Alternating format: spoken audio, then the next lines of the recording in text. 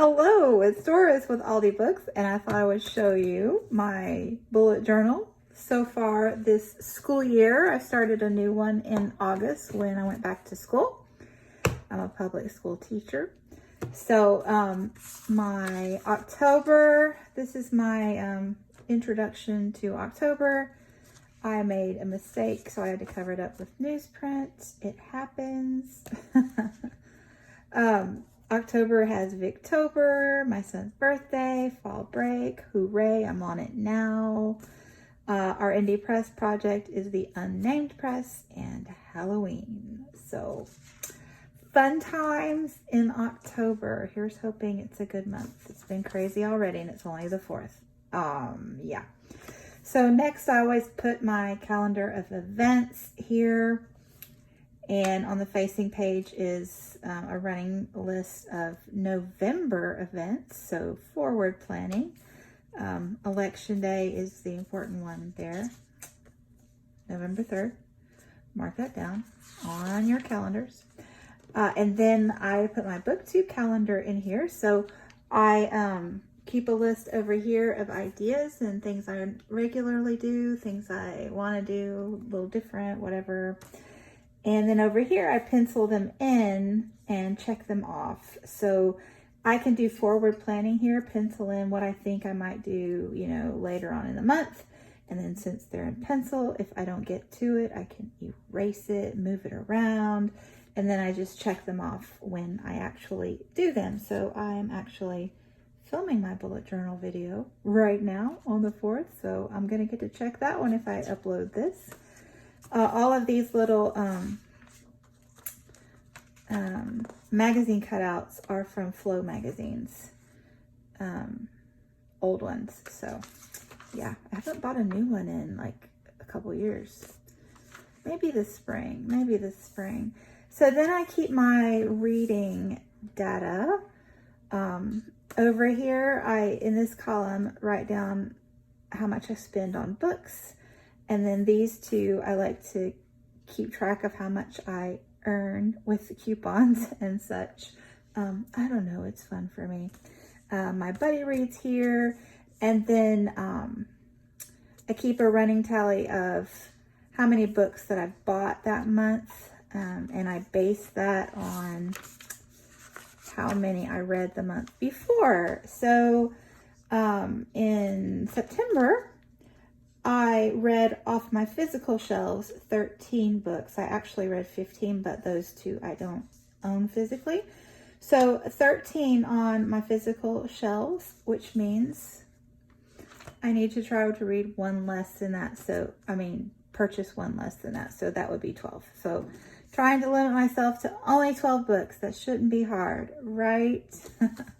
And then I write down how many books. I keep track of the books I've read over here, and I have no plans on reading 31, but it's fun to project ahead. I wanted to show you what else I do. I haven't updated my color coding for September yet, so I'll show you August. So I put a pink line through the books that are written by women. I put a dot next to books that are translated, and I underline the nonfiction. And then over here, the yellow mark is for 5-star reads, and the purple mark is for 3-star reads, or less than 3 stars. You know how that goes. So, and nonfiction and translated, I like to keep up with that over there, motivate myself. And then, well, let me just go ahead and show you the back of this one real quick where I keep all that data compiled. This is my 2019-2020 school year. So I still have my back of the book stuff in here for the school year. For the year of 2020 is back here. So in October, we're doing Victober Spookathon and BookTube Prize. I read 15 books on my grid. So all of the orange ones are fiction and the gray are nonfiction. The dots are translated and the squares are 500 or over, which is actually 450 or over, you know, round up, right? These are the months of the year. So I'm in the triple digits solidly. And then over here is my world map. I added 4 countries. In September, I added Brazil and Uruguay and Puerto Rico and Mexico. So that was exciting. I did not add any more languages, but that's okay. That's okay. And look, I went down again. I'm so happy. So I purchased 10 books. I read 13 off my shelves, 2 that were not off my shelves. I unhauled 2. So 15 minus 10 is 5. I went down by 5. I've been going in the right direction for 1, 2, 3, 4, 5, 6 months now. So impressed with myself.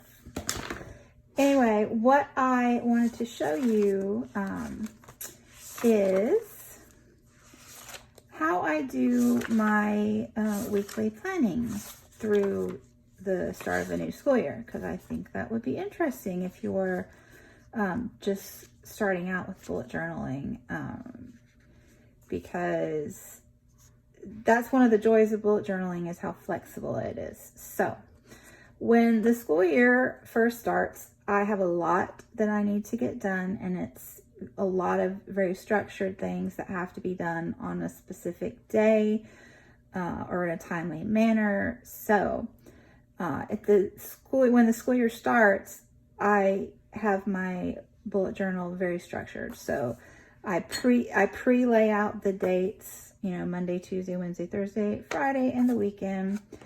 And then these pink lines at the top are things I have to do at home. And then, well, no, actually, sorry. These things at the top are things that have to be done that day. They can't, you know, I can't ignore them. So these top areas are things that have to be done that day. And then I have a section of things that have to be done at school and a section of things that have to be done at home. So those are the categories for each day. Things that must be done that day, events, stuff like that. And then a to-do list for school and a to-do list for home.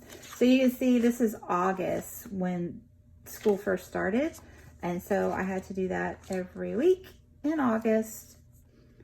Events and have-to-dos, school to-do list, home to-do list. I did that the whole month of August. So then September, happy birthday, Heidi. I hope you had a lovely day. Today is Heidi's birthday from my reading life. So I will link her below and you can go wish her happy birthday too, because she deserves it. Moving on. Happy birthday, Heidi. So then in September, life got more under control. So I moved to this format, which is a huge to-do list. So all those things I've been procrastinating, I just made a huge list of them. Same thing for home. And then my must-dos, the events and things that have to be done on the day, I moved those to a weekly at a glance. So you can see Tuesday, Wednesday, Thursday, Friday. So here pink was school and orange was home. And then I didn't get this list all done the first week of September. So I was like, what the hey, I'll just keep using it. So I made another week at a glance list for the second week of September. So again, Tuesday, Wednesday, Thursday, Friday.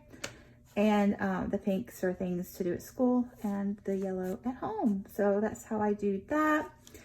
And then eventually I got most of the things more or less checked off. I didn't worry about my health last month. Haha, I'm kidding, but I didn't fill this out. Maybe I'll fill it out in November. So then I moved into this format, which is the most fun.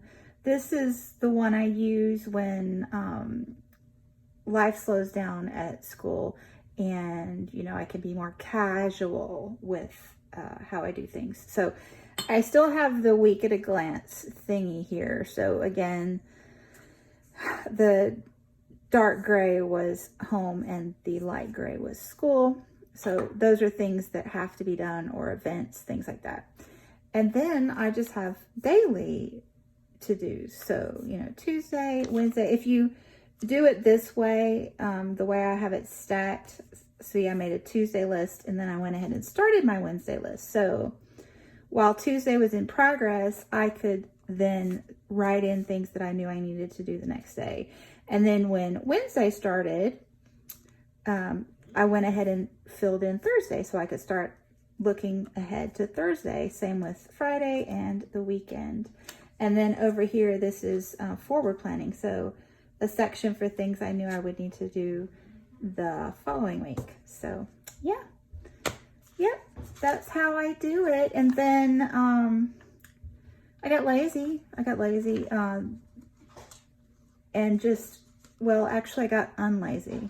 It depends on what kind of lazy we're talking about. I got lazy with the bullet journal, but really focused with my school, because this was the last week before fall break, and I just wanted to get all of the darn things done finally for Pete. So I made this huge list and I worked my tail off, and I got a lot of things done at school, and I'm darn proud. Home, not so much. So that is why we went back to the first week of October to this kind of format. So I have things I need to do in the house, things I need to do in the yard, things I need to do online, and travel plans. So 3 lists that I can add to and check off this week while I'm on fall break, because I don't really have to do things on a daily during fall break. I'm on vacation, so I don't need daily lists, but I do need to get things done. So this works. So yeah, that's, the bullet journal for October. Let me know if you have any questions. Thanks so much for watching, and I will be back soon.